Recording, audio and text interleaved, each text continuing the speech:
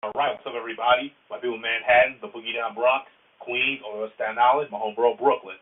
Back at another video.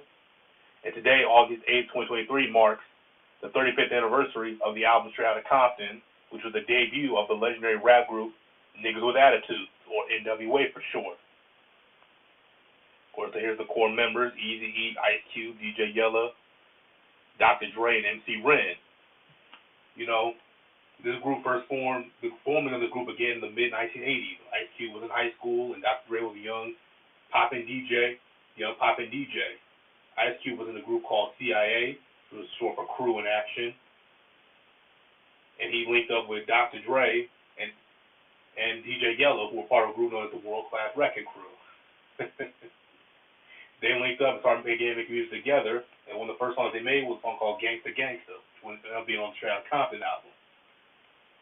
Later down the line, they met Eazy-E and decided to form a group. Eazy brought his friend, who was an aspiring rapper named MC Ren.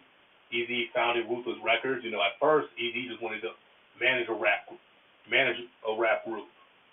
So they brought in some New York rappers, but the New York rappers didn't respect the city of Compton or the West Coast hip hop scene. The West Coast hip hop scene in the '80s was about, was basically just like club music, was party music. N.W.A. would change that entirely. But anyway, like I said, Eazy founded Ruthless Records. They also brought in Jerry Heller to be the manager for the group. They brought in Arabian Prince, and N.W.A. was formed. And here they are. One of the first songs they recorded was Boys in the Hood, which was recorded by Eazy, and of course Eazy is not the best rapper in the world. So it took them a while, but they eventually got it. They eventually released the compilation album N.W.A. and the Posse, with the core members of N.W.A., the D.O.C., Dr. Rock, the Philip Fresh Crew, Rendezvous, Fresh K, and many, many more. Had songs like Gangsta Gangsta and Dope Man and the Boys in the Hood remix. So many classic tracks which helped define West Coast hip hop at that time. This gave birth to the genre known as gangsta rap, or what they called reality rap, but the media dubbed it gangsta rap. And having songs like Gangsta Gangsta probably didn't help, but hey, whatever.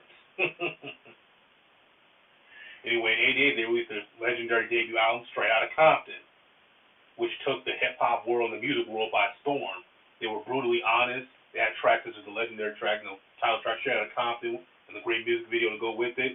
They had the legendary track Fuck the Police, which caused huge controversy, and they ended up getting arrested for performing that song at a concert, as we all know. And the FBI even sent them a letter, telling them not to perform that song anymore, as it encouraged violence towards law officers. But hey, we all know how dirty the LAPD are.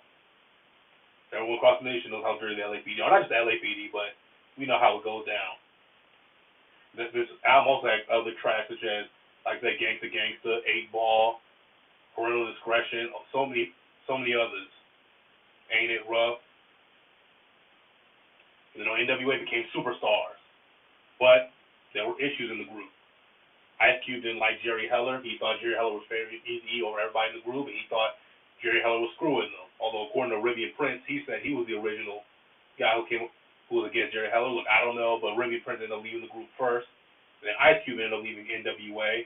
And as you can see, he went on to have a very, very successful solo career. So N.W.A. was just down to Eazy, Dre, Ren, and Yella. And they released the EP 100 Miles and Running, and their final album together, Niggas for Life, was released in 1991. N.W.A., for a group that had so much impact, they don't have a large body of work. It's really just N.W.A. and the Posse, Straight Outta Compton, 100 Miles and Running, Niggas for Life, and Eazy's solo debut album. And that's really it for a group that had such large impact. Around this time, Dr. Dre and Eazy began to fall out because Dre started listening to some devil in a red suit. Dre eventually ditched Ruthless Records. He left Ruthless Records and N.W.A. to found Death Row Records, where he took on a young protege, as you can see. And he himself went on to have a very solo career. Okay, so Ruthless Records was struggling. All they really had was Eazy, Ren, and a bunch of other unknown artists. That was to a couple kids from Cleveland, tracked down Eazy and performed for him. And Eazy named the group Bone Thugs and Harmony. and he was on their track for the Love of Money off their debut album, Creeping on the Come Up. Unfortunately, Eazy didn't get enjoy the success of his newfound talent for long because Eazy came down with AIDS and passed away a week later at the age of 30 in March of 1995. So, R.I.P. Eazy-E. The godfather of gangster rap was gone. How he contacted AIDS, we'll never know. But Eazy-E's protege, Bone Thugs and Harmony, paid tribute to him on their 1999 Eternal album with the song The Crossroads. You see, there he is in the video. And it's very unfortunate because Ice Cube was thinking about, or Eazy was thinking about bringing back N.W.A, and Ice Cube was on board with it. And Ice Cube and Dr. Dre actually made amends, and they performed a song called Natural Born Killers on the Murder Was the Case album, which was a great song, by the way. In 2015, 20 years after Eazy's death, the classic film Straight Outta Compton was released, starring Jason Mitchell as Eazy-E and O'Shea Jackson Jr. playing his dad, Ice Cube. And I'm going to say this. This is the best hip-hop biopic I've ever seen. It's one of the best biopics I've ever seen, period. I mean, Straight Outta Compton, Ray, Selena, Malcolm X. Those are probably, don't judge me. I said Selena. Don't judge me. Those are some of the best biopics I've ever seen. Like, these were just top-notch. The Hurricane, great flicks. If you've never seen Straight Outta Compton, highly recommend. I mean, it comes on VH1 all the time. Can't miss it. But what's the N.W.A legacy? I've been over it a million times. Without N.W.A, we don't get the West Coast rap takeover in the 90s.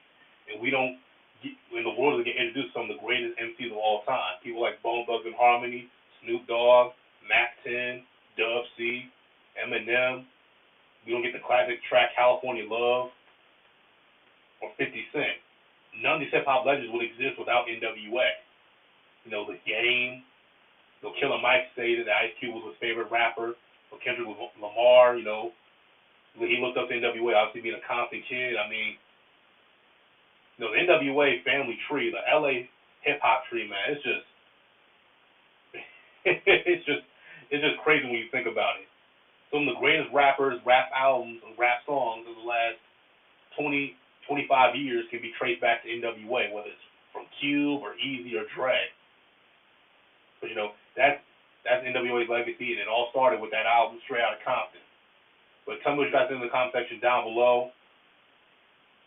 Do you agree that N.W.A is the greatest group of all time and they debuted on that a long time ago? And do you agree that hip hop will look vastly different and these guys never linked up together? Tell me what you think. We'll see you all.